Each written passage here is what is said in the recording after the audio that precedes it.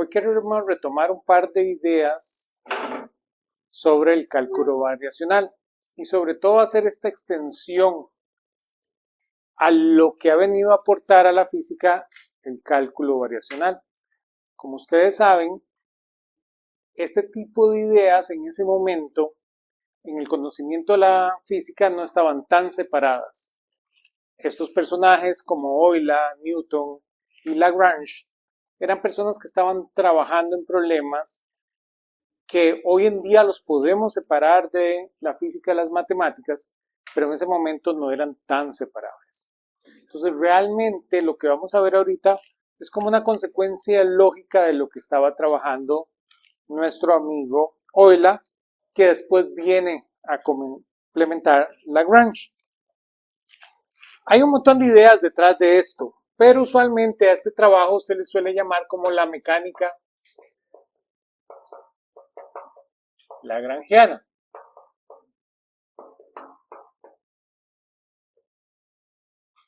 Aquí nos vamos a meter un poquito en la cocina de su curso de mecánica.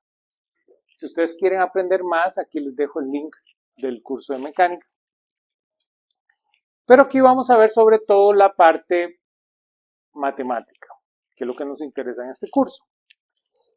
Técnicamente, para darles la idea, la mecánica lagrangiana entra en una idea que se le conoce como mecánica escalar.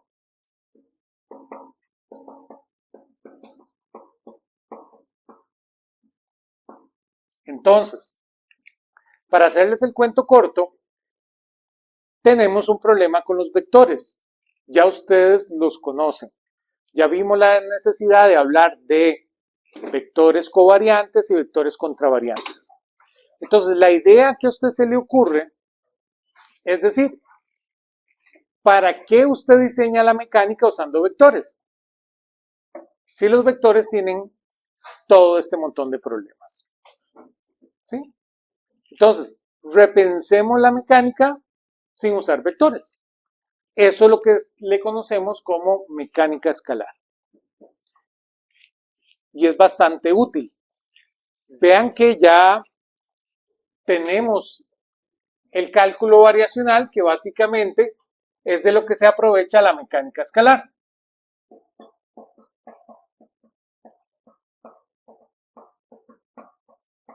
Pero aquí viene el gran pero. Al utilizar el cálculo variacional vamos a perder un poquito de significado físico.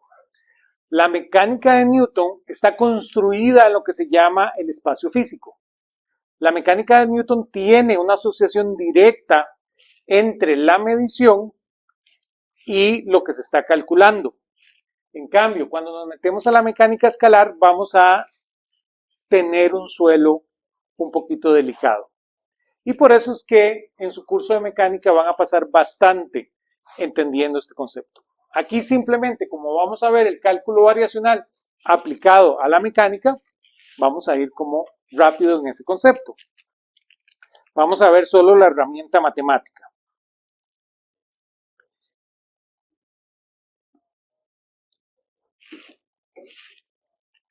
Tenemos que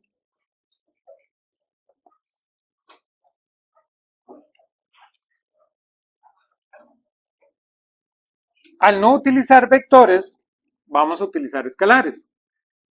Para lograr esto tenemos que volver los vectores escalares. ¿Lo ven?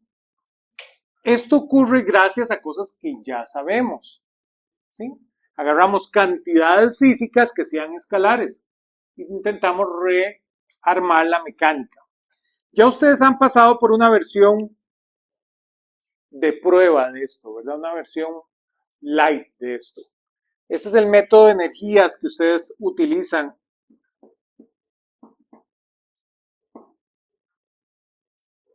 en su curso de Física General 1.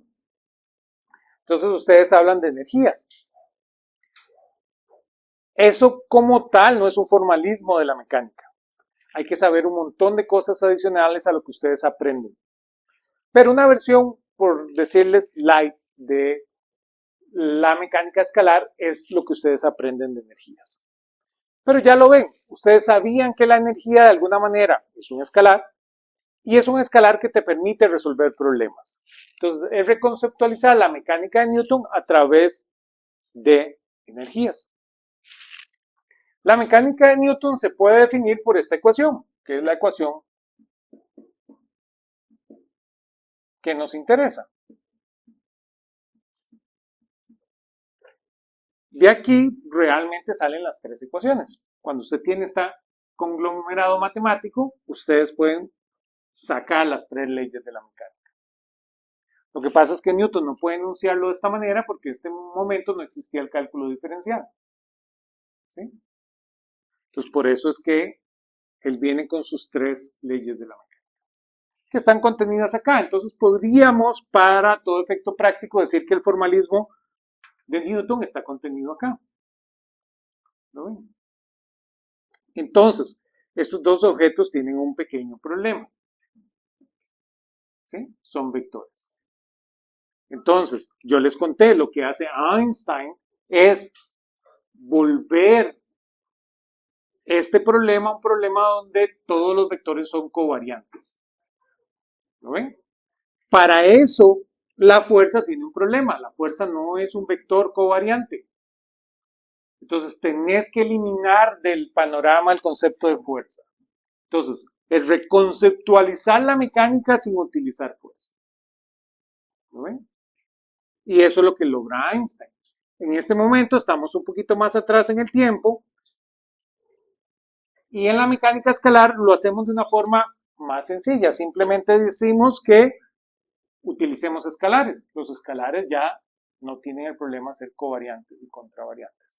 El problema, ya les estoy diciendo, utilizamos el concepto de energía. Pero, y aquí viene el gran pero, tenemos nuestro amigo la energía cinética. La energía cinética es un escalar problemático, porque la energía cinética es este escalar. ¿Lo ven? Y tiene este producto. Y este producto está asociado con el espacio que usted está trabajando.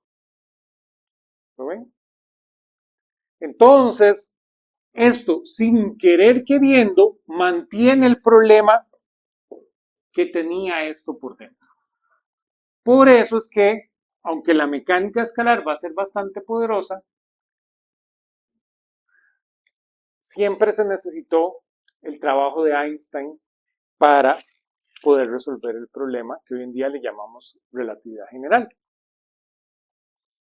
Porque hay este pequeño producto que sigue siendo complicado. ¿Se acuerdan? Este producto básicamente es G nu de P nu con P mu entre 2m. Entonces, esto depende de su espacio-tiempo, ¿lo ven? Entonces, aún ese escalar no es tan noble como lo podemos pensar. Pero volvamos, pensemos que no sabemos eso. Eso no lo sabían nuestros amigos. Cuando llega este señor Lagrange,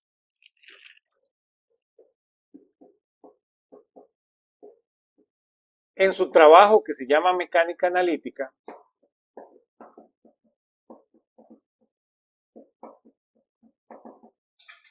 él observa el trabajo de Euler del cálculo variacional. Y él se da cuenta de que si usted tiene una cantidad muy específica, que va a ser L, que lo definimos como la energía cinética menos la energía potencial, si usted ahora utiliza esto como variacional, ¿se acuerdan?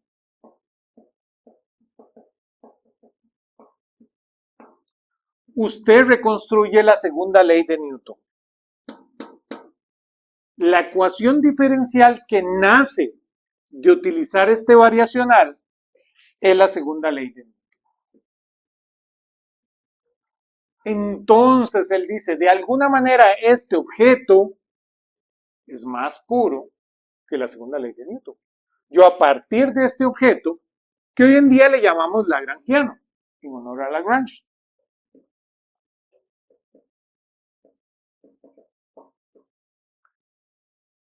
a este objeto, que es la energía cinética menos la energía potencial. Aquí viene el primer aspecto grave. ¿Qué observable es esto? ¿Qué es esta medición? No sabemos. ¿Lo ven? Ustedes no pueden ir y medirle el lagrangiano a un sistema. ¿Sí lo ven? Entonces, ahí hay un problema con la significancia física. Estamos teniendo un objeto que no tiene significancia física y lo estamos utilizando para hacer física. Entonces, esto hay un huequito que necesitamos completar. Para eso se necesita avanzar un montón en la parte conceptual. Pero como estamos en un curso de métodos matemáticos, ahorita nos queremos centrar en el método como tal para resolver este tipo de problemas. Entonces, lo que dice la mecánica lagrangiana es que si yo ahora tengo un S que lo defino como la integral desde T1 hasta T2 de este lagrangiano, que vean que este lagrangiano va a ser función de x y x punto. Y el parámetro de este lagrangiano es el tiempo. ¿Lo ven?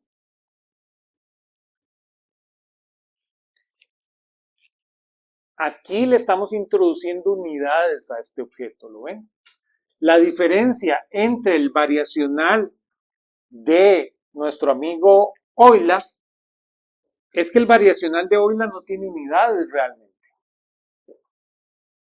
Pero aquí estamos jugando un juego más complicado. Le estamos aportando unidades al sistema, ¿lo ven? Ahora esta tiene unidades de fuerza por tiempo, ¿lo ven? Perdón, de energía por tiempo. Y eso hay que analizarlo profundamente. En eso pasan un ratito en su curso de mecánica. Porque eso va a ser de alguna manera una energía por un tiempo. Cosa que no nos preocupábamos. Vean que si hacemos el paralelismo con lo que vimos en la clase anterior del cálculo variacional, vean que en el cálculo variacional teníamos que nuestra cantidad a minimizar le llamamos J. Y J era la integral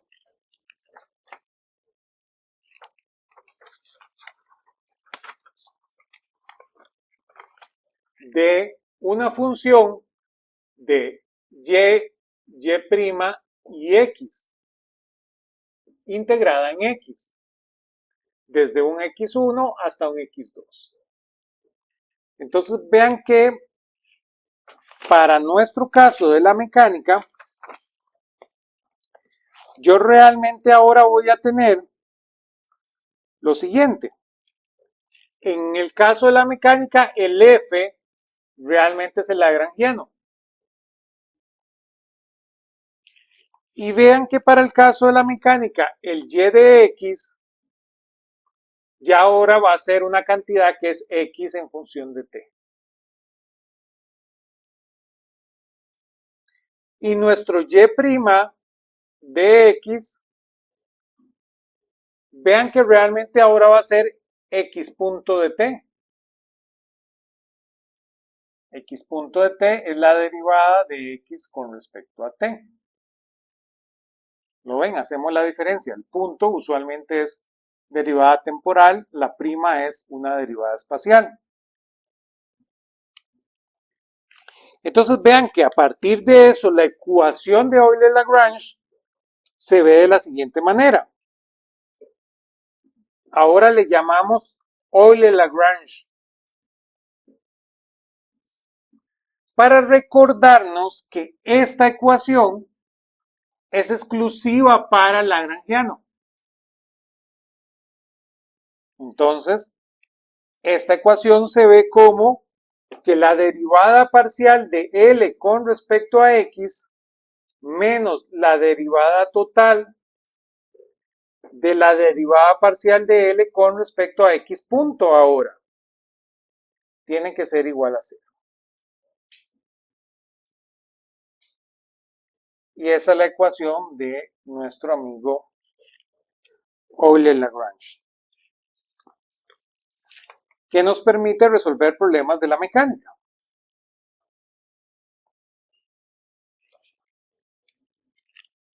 Pensemos en un problema bastante general.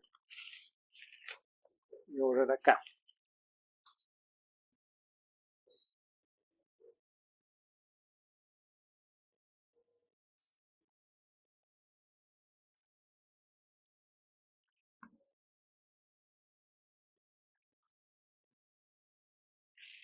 Pensemos en el problema de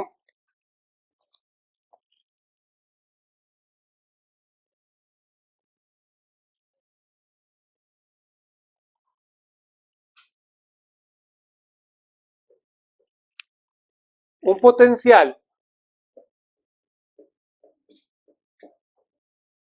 de la forma V, que es función de X, Y y Z. Pensemos en ese caso.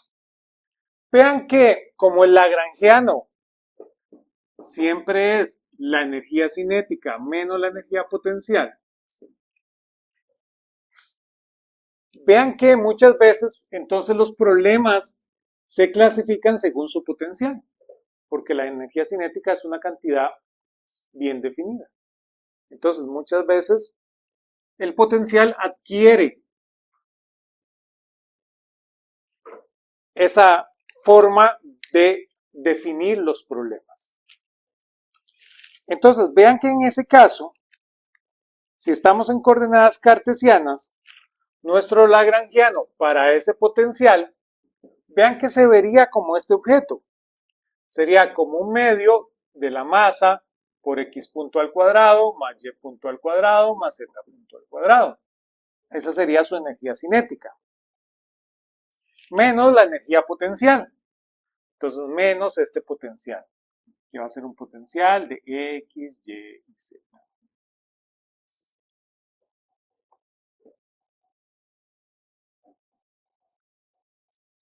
Vean que entonces este es un problema donde voy a tener tres ecuaciones de Euler-Lagrange. ¿Lo ven? Según lo que vimos en la clase anterior, hacemos una ecuación según variables disponibles. Aquí tenemos tres variables, x, y y z. Hacemos una ecuación para cada caso. Pensemos un mundo donde ahora, por ejemplo, x1 es igual a x, x2 es igual a y, y x3 es igual a z. En ese mundo, vean que la ecuación de Euler-Lagrange le voy a llamar x sub i. Entonces, vean que para x sub i se cumple que la parcial de L con respecto a x sub i menos la derivada total respecto al tiempo de la derivada parcial de L respecto a x sub i debe ser igual a 0.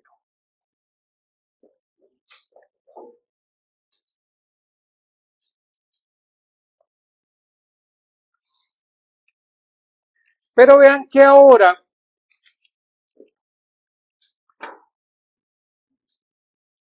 como estas son derivadas parciales, x sub i punto. Como estas son derivadas parciales, ¿lo ven? Ocurre lo siguiente. Si yo aplico este L, vean que esto me va a dar la siguiente ecuación. Esto implica que mx sub i punto punto va a ser igual a menos la derivada parcial de v con respecto a x sub i. Y me da esta ecuación.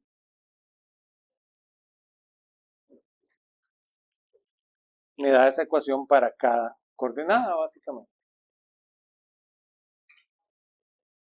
¿Y esa ecuación qué es?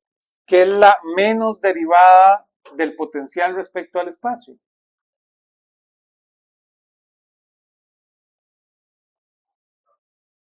La fuerza. Exactamente. Entonces, esta ecuación, vean que lo único que dice es que la fuerza sub I va a ser igual a la masa por la aceleración sub I. Y eso es la segunda ley de Newton, ¿no? Entonces, lo que estamos diciendo es que esta ecuación, la ecuación de Euler-Lagrange, bajo lagrangiano correcto, me produce lo mismo que produce la segunda ley. Y por eso es bastante útil en la mecánica ese resultado. Donde esta cantidad es un escalar, ¿lo ven? Entonces, eso me quita de encima el mundo de los vectores. Tiene un montón de propiedades que ustedes van a ver en su curso de mecánica. Van a ver que hay una independencia de las variables, que eso es algo que es bastante interesante para su curso de mecánica. Ahorita, como nosotros no estamos definiendo las variables como tal, ahorita no podemos ver esa belleza, pero ustedes van a pasar por ahí en su curso de mecánica. Vean que este objeto, como habíamos dicho, este objeto no tiene unidades, este objeto tiene unidades. Eso es una gran ventaja. Eso se puede aprovechar a favor de ustedes. ¿Lo ven? El método matemático realmente no le importa mucho cómo son esas coordenadas. Ustedes lo están introduciendo a la fuerza. Entonces, por eso se vuelve lagrangiano tan gustoso para la física, porque logramos esas independencias. Y realmente, como la mecánica, que esto es algo que es bastante profundo de su curso de mecánica, y pasan por ahí en el curso de mecánica de posgrado, ¿no?, que también lo da un profesor bastante elegante. En su curso de mecánica de posgrado, ustedes aprenden cómo ustedes a partir del lagrangiano correcto pueden derivar las otras teorías de la física. Entonces, la mecánica de Newton, esta ecuación, conceptualmente superior a lo que es esta ecuación. ¿Lo ven? Por eso siguen ustedes llevando el curso de mecánica. Aunque ustedes tienen la relatividad general y la mecánica cuántica,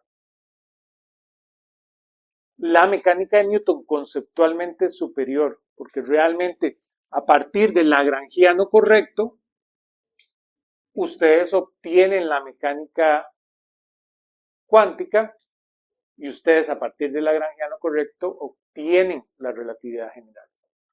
Entonces, realmente ustedes tienen que aprender mecánica ya no para resolver los problemas de la física, sino para un paso más arriba, resolver el problema de generar teorías en la física.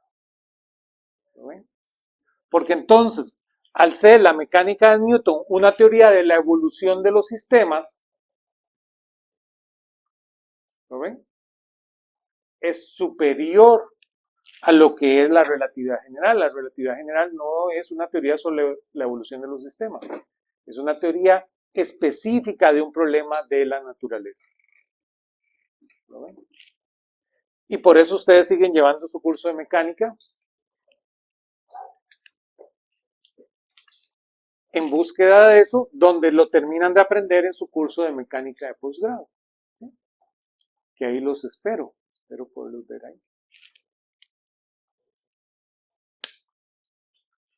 Todos conmigo. ¿Alguna pregunta?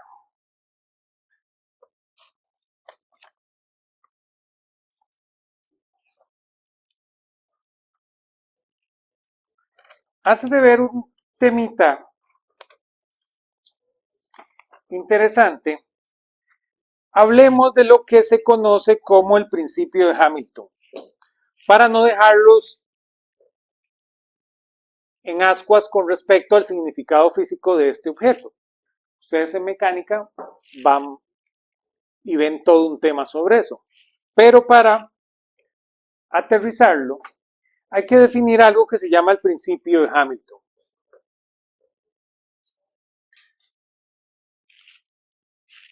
que esta es la primera vez que lo van a escuchar bajo este nombre, pero el principio de Hamilton es el que su mamá les recuerda todos los días.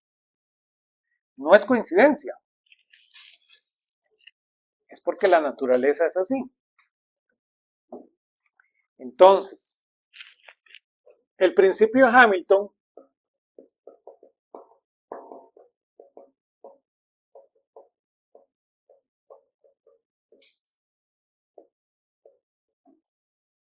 es exactamente Hamilton pensando en cómo darle significado físico al lagrangiano.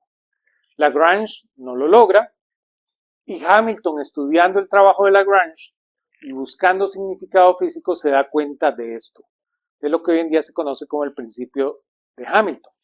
Después de ahí él deriva un formalismo que se conoce como el formalismo hamiltoniano, que eso ya de su curso de mecánica 2, igual les puedo dejar el link acá, si no se quieren esperar a su curso de mecánica 2.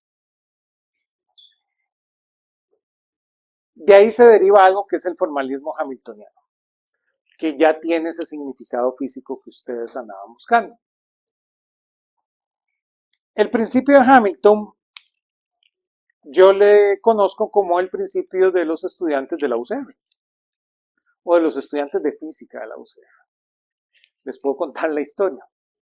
Aquí su profesor, como ustedes saben, ¿verdad?, es doctor en física, pero su profesor también tiene preparación en otras áreas.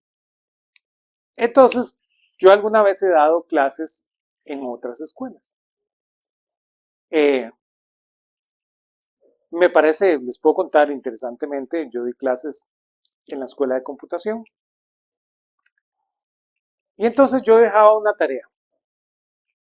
Y yo decía, si yo a mis estudiantes de métodos 1 les dejo esa tarea, ninguno la hace. Porque esa tarea valía, las tareas en ese curso valían 5%. Ya había dejado 10 tareas. ¿Lo ven? Entonces, cada tarea vale nada más 0.5% de la nota.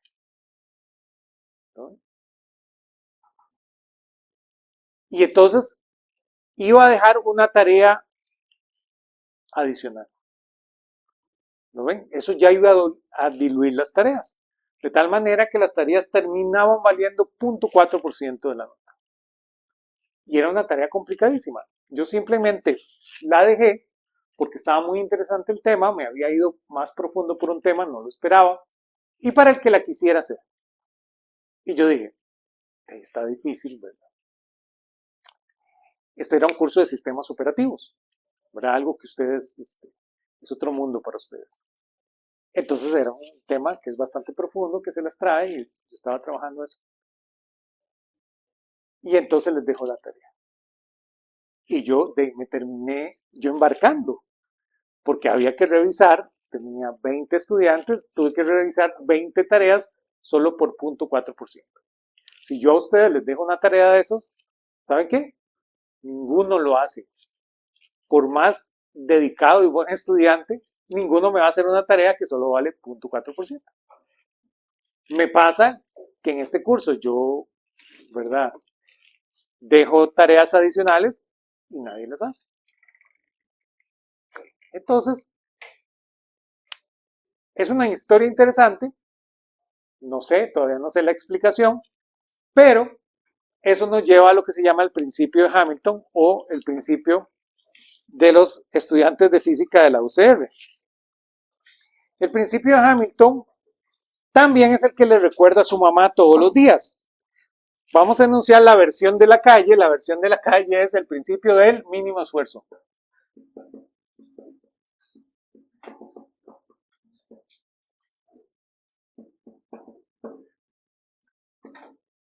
Entonces su mamá les dice que ustedes hacen el mínimo esfuerzo para todo. Bueno, resulta que no solo ustedes hacen eso, toda la naturaleza hace eso, ¿verdad? Ahora la siguiente clase me llegan todos con ojo morado, ¿verdad? No se vayan a pelear con su mamá, no le vayan a decir que no solo ustedes lo hacen, ¿verdad? Porque si no todos llegan con un chancletazo.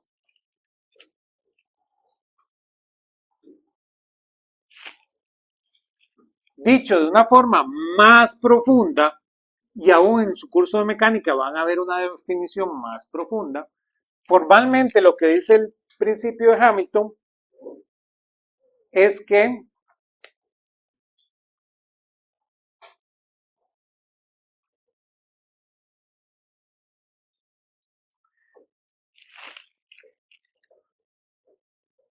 todo sistema físico minimiza su acción.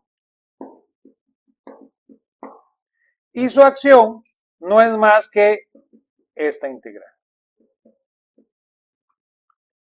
que fue la que vimos de dónde sale.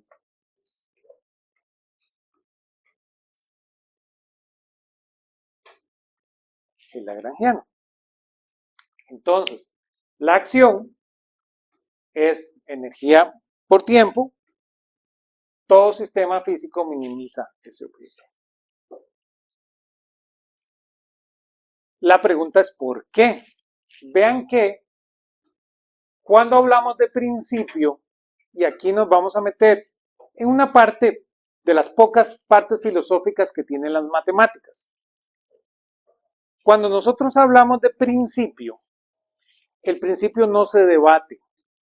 El principio es, como decir, las condiciones de uso de la teoría. Entonces, es como cuando ustedes compran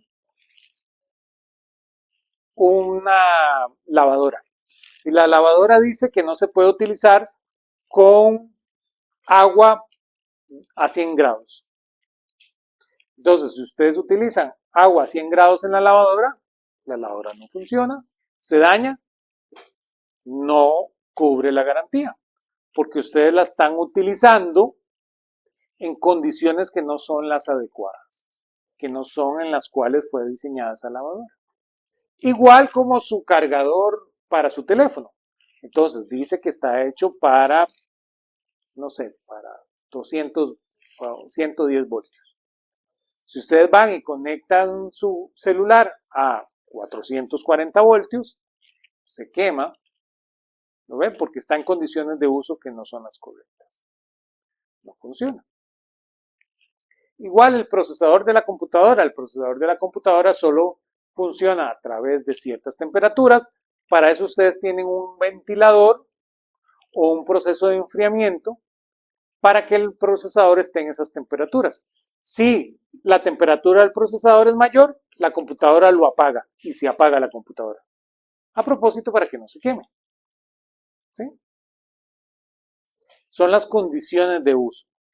Igual, en matemáticas, la idea de principio viene de ahí. Esas son las condiciones de uso de su teoría.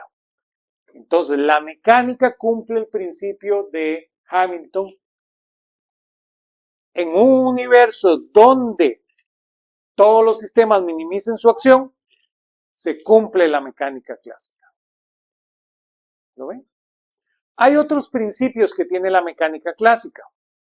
Está el principio de la relatividad, que ya lo hemos conversado.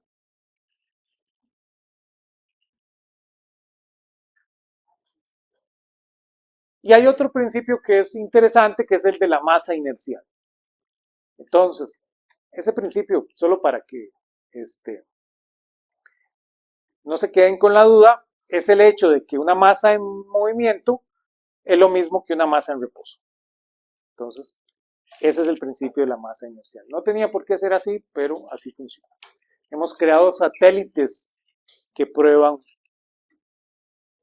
ese principio de la mecánica clásica. Entonces, no lo discutimos, pero podemos hablar de él.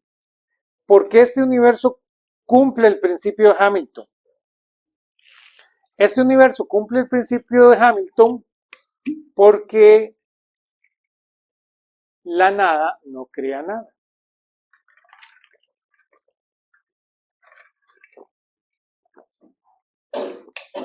Nihil es nihil,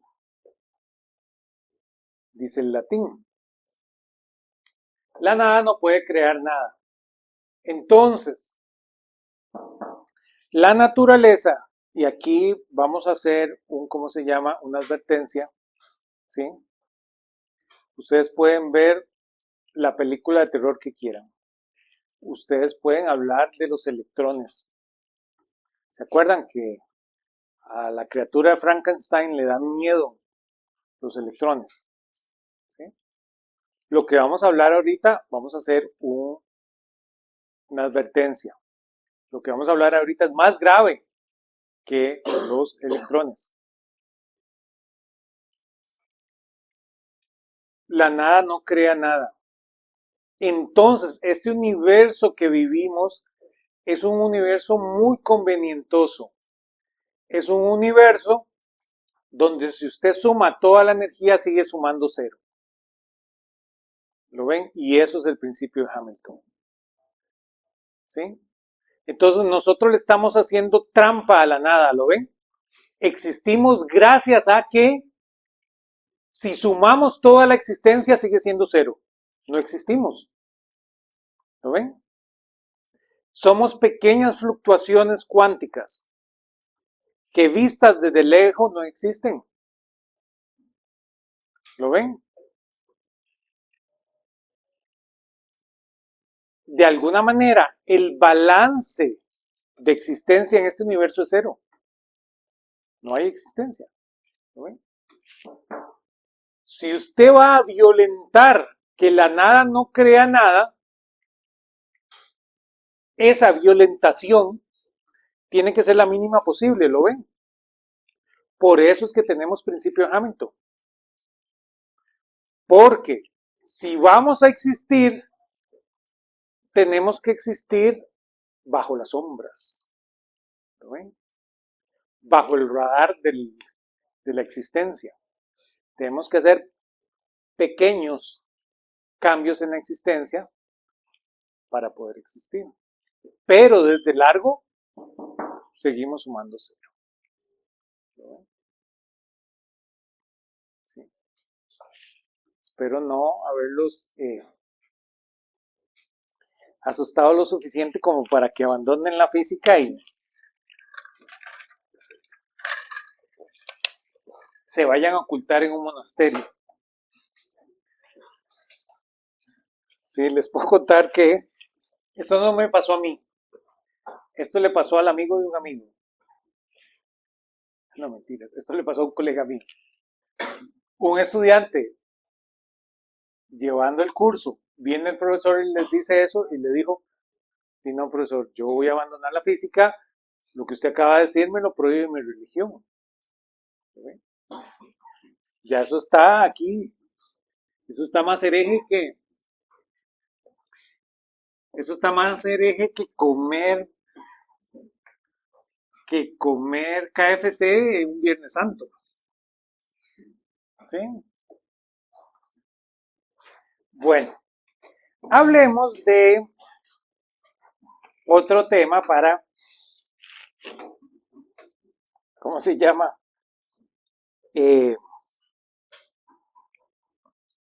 Apaciguar las aguas. Hablemos de los multiplicadores de Lagrange.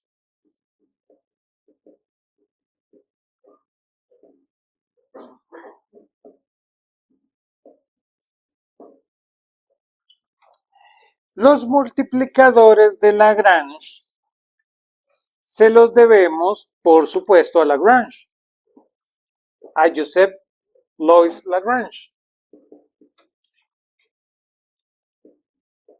el mismo de Lagrangiano.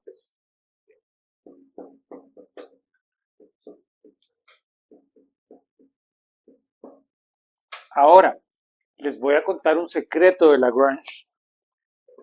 Mucha gente no lo maneja. Lagrange realmente no es francés. Entonces, su apellido no es Lagrange. Su apellido, él es italiano realmente. Su apellido es Lagrangia. Por eso decimos lagrangiano en español. Porque realmente su verdadero apellido es Lagrangia. Y Lagrangia en italiano lo único que quiere decir es de la granja. ¿No ven? Entonces, Lagrange suena muy, muy fino. por eso probablemente lo utiliza en francés, ¿verdad? Pero en español es tan poco fino como decir ahí del campo, era ese mae del campo. Lo que sucede es que, claro, Lagrange cuando hace este trabajo, trabaja en una universidad francófona. Entonces, sí, él adopta su franco personalidad. Él este trabajo lo publica en francés, pero se maneja poco que realmente él era un italiano. Él era contemporáneo de Euler. Esto se estaba haciendo al mismo tiempo que el trabajo de Euler.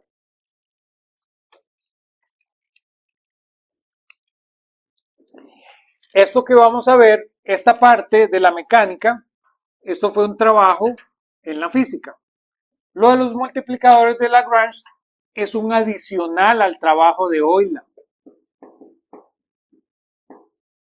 Entonces, el trabajo de Euler estaba incompleto de alguna manera y nuestro amigo Lagrange completa el cálculo de variaciones.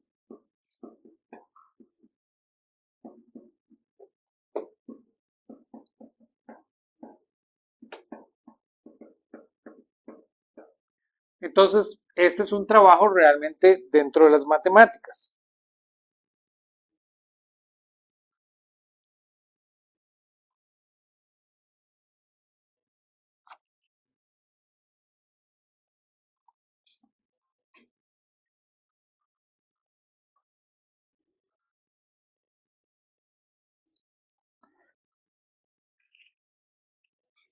Lo que quiere resolver Lagrange es el caso donde supongamos que ustedes tienen un variacional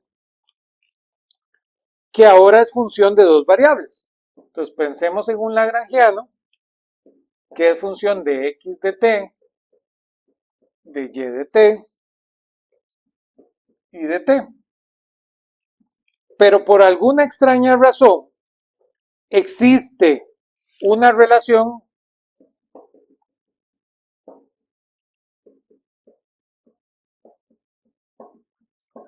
entre x y y. Es decir, existe el hecho que y es igual a una función de x. Entonces, ¿cómo trabaja usted ese problema? Donde ahora adicionalmente existe esta ecuación. Esa ecuación técnicamente se le conoce como una ecuación de restricción. Entonces, ¿cómo resolvemos el problema cuando hay una restricción?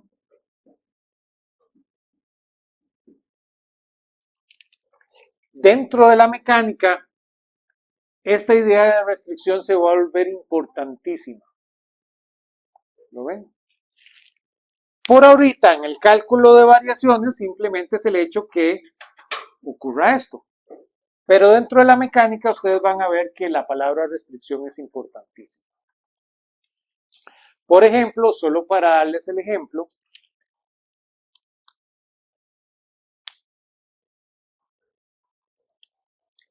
ese es el problema de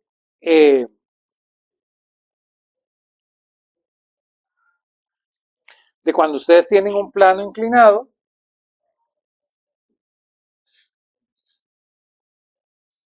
Ese movimiento tiene una restricción. Ese no es un problema en dos dimensiones porque tiene una restricción. La restricción es que la masa en el plano inclinado solo se puede mover en la superficie del plano. Entonces, ese problema, ustedes en Física General 1, su profesor no les dice por qué, les cambia el sistema de coordenadas, se lo pone acá, ¡pam!, y tira y resuelve como si fuera de una sola dimensión. Y su profesor no les dice por qué. O les saca ahí alguna justificación de simetría, les dice, por simetría, o le saca otra de que, así el problema es más sencillo con este otro sistema de coordenadas. No, El hecho es que este problema es un problema que tiene una restricción. Estamos obligando a la masa a moverse sobre la superficie del plano inclinado. Este es un problema de 2 dimensiones claramente, pero la aparición de una restricción genera esta ecuación, donde realmente solo hay una dimensión independiente. ¿Lo ven? Entonces, este problema es un problema de una dimensión. No hay ninguna discusión. ¿Lo ven? Pero claro, para eso usted tiene que entender más profundo la mecánica. Entonces, no vayan a criticar a su profesor de Física General 1.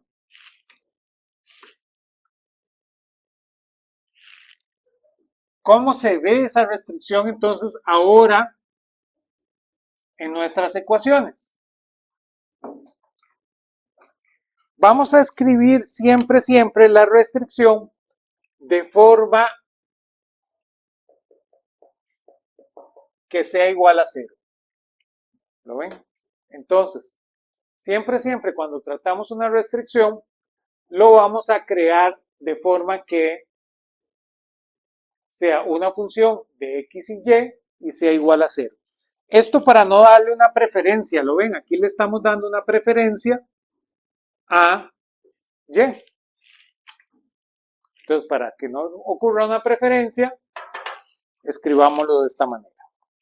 Y que siempre sea igual a 0.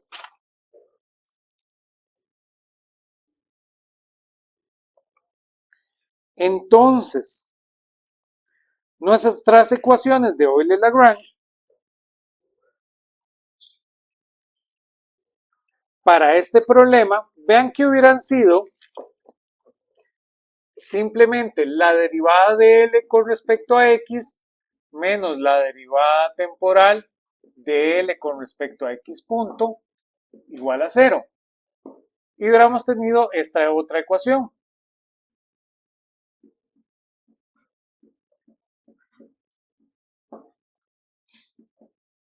Una para X, una para Y. Pero este problema no resuelve el problema. Por eso necesitamos introducir el multiplicador. Entonces realmente voy a tener que X va a ser la derivada parcial de L con respecto a X menos la derivada total de L respecto a X punto más lambda de la derivada parcial de G con respecto a X igual a 0. Y voy a tener que la ecuación de Y se ve como más lambda de la derivada parcial de G con respecto a Y igual a 0. Y ahora voy a tener una ecuación para lambda. Simplemente voy a tener que la derivada parcial de G con respecto a X, diferencial de X más la derivada parcial de G con respecto a Y, diferencial de Y, tiene que ser igual a 0. Entonces ahora este problema sí tiene solución. Voy a tener 3 ecuaciones, 3 incógnitas. Tengo incógnita, lambda, adicionalmente.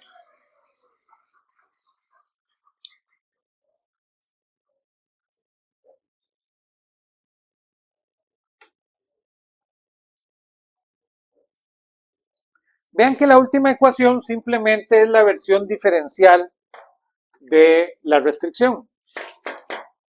Pero así es como resuelvo mi problema por multiplicadores de Lagrange.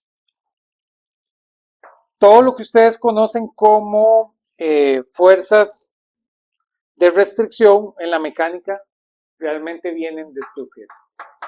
Entonces la normal es una fuerza de restricción. Entonces la normal viene de este objeto. Las fuerzas centrífugas es una fuerza de restricción. Entonces la fuerza centrífuga realmente viene de un objeto como este. Que eso de ahí es relativamente interesante.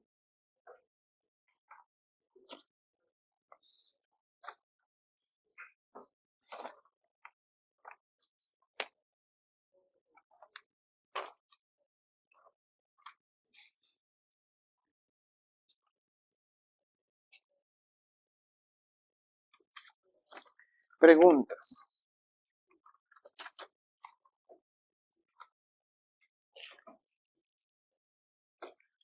Y ya por último podemos hablar del formalismo de Hamilton, que el libro se los tira ahí, una pincelada rápida del formalismo de Hamilton, para no dejarlos en el aire respecto al significado físico. Entonces, hablemos del formalismo de Hamilton. Hamilton se da cuenta de que lo que hace Lagrange es cambiar el espacio donde está resolviendo el problema. Entonces,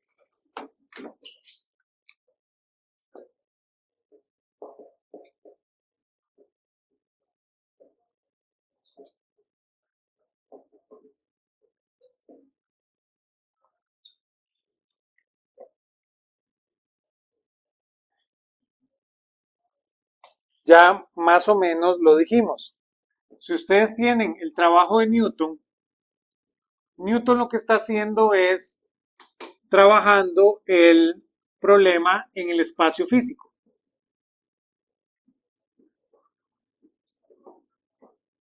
El espacio común y corriente que ustedes conocen. El formalismo de Lagrange, que es lo que acabamos de hacer ahorita, utiliza lo que se llama el espacio de configuración.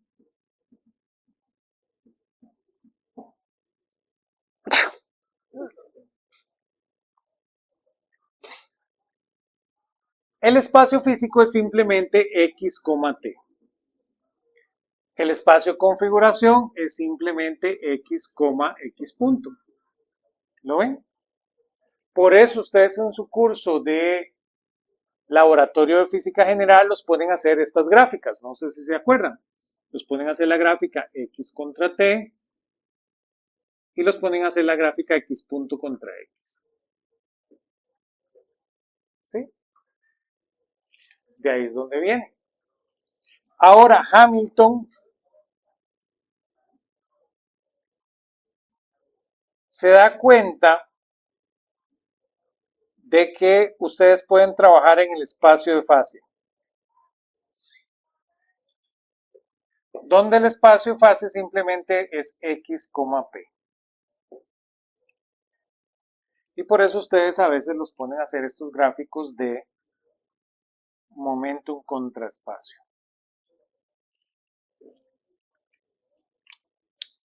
Lo que se da cuenta Hamilton es que el que tiene significado físico es el espacio de fase. ¿Lo ven? Porque aquí la velocidad solita no es completamente independiente de la posición. ¿De acuerdo? Quien es realmente independiente de la posición es nuestro amigo el momentum.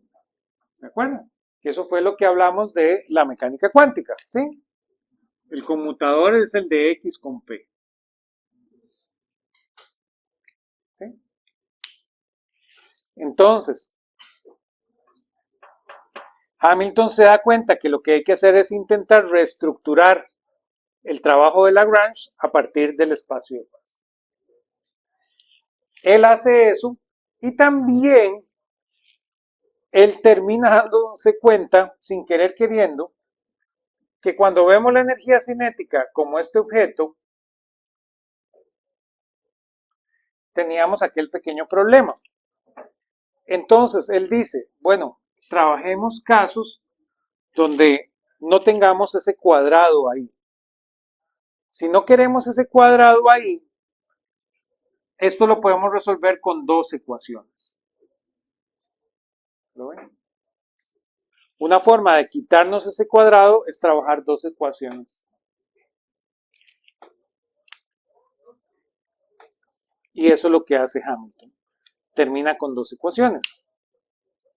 Formalmente,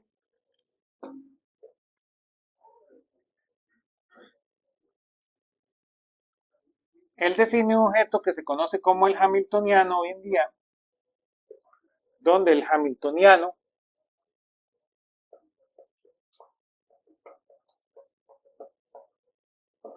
es la energía H es la energía cinética más la energía potencial.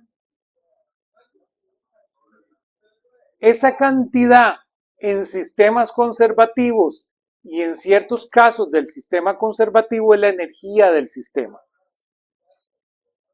¿Lo ven? Entonces, esto sí se puede medir. Ustedes sí pueden medir el hamiltoniano de un sistema. ¿Lo ven? Sí tiene un observable en su problema.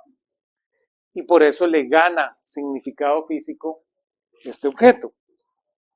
Y lo que tenemos son dos ecuaciones de Hamilton. La primera va a ser la derivada parcial de H con respecto a P sub I va a ser igual a Q sub I, punto. Y que la derivada parcial de H con respecto a Q sub I, esa va a ser igual a menos P sub I, punto. Y esas son las dos ecuaciones de Hamilton. Formalmente hay una tercera ecuación. Si nos fuéramos más profundo en la mecánica, pero por ahorita, ¿verdad? Para todo efecto práctico, para resolver los problemas de la mecánica, utilizamos esas dos ecuaciones. Estas ecuaciones se les da el nombre de ecuaciones canónicas.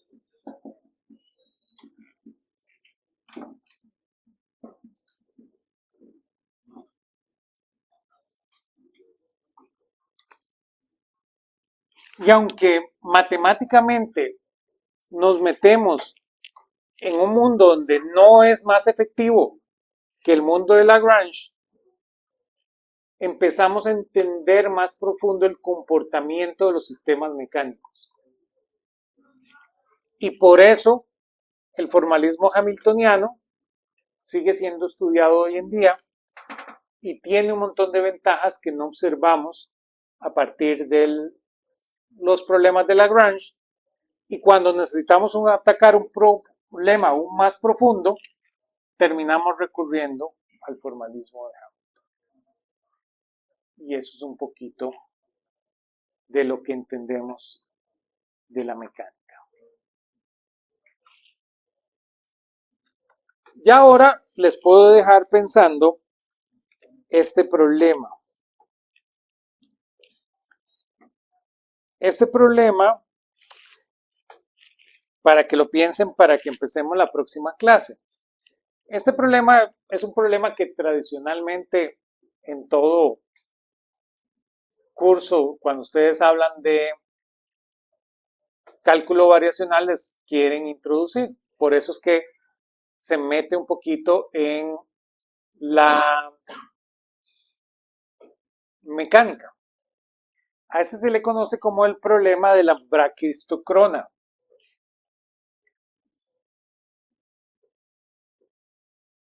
Y ese es el que quiero que piensen para la próxima clase.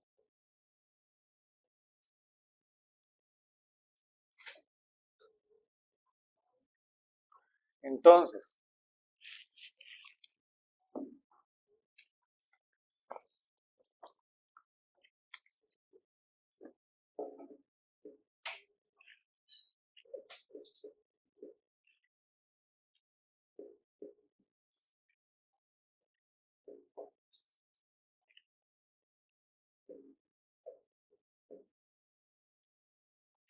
braquistocrón. En español diríamos braquistocrona. Ese realmente es el problema ahí 22.1.15 del libro. Para que lo pensemos para la próxima clase. Veamos lo que estamos diciendo. Si yo tengo que ir, por ejemplo, yo estoy aquí en un punto A y por aquí tengo un punto B. Entonces, tengo el punto B aquí, tengo el punto A aquí. Aquí voy a tener el eje Y. Y yo quiero ir de A a B.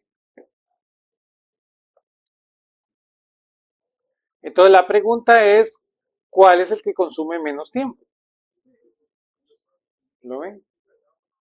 ¿Cuál es el camino más corto? Entonces, uno pensaría que hacer el viaje aquí en línea recta sería el más corto.